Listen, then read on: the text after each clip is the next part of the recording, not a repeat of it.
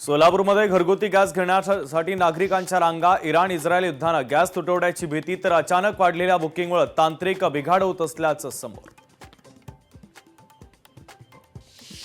नाला सोबऱ्यामध्ये हॉटेल मालक संकटामध्ये। गॅस अभावी हॉटेल चालवताना मोठ्या अडचणी। अमरावतीमध्ये गॅसचा पुरवठा खंडित। गॅस एजन्सीच्या बाहेर सिलेंडर घेण्यासाठी ग्राहकांची गर्दी।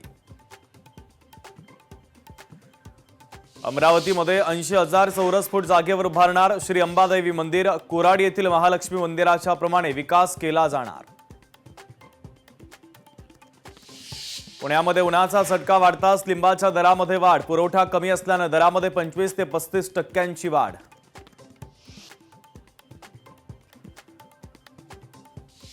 ठाणे महानगरपालिकेचे नगरसेवक अभिजित पवारांनी पालिकेच्या मुख्यालयामध्ये केली अंघोळ। पानसरिक नगरमध्ये पाणी नसल्याने नगरसेवकांकडून अंघोळ करत निषेध व्यक्त।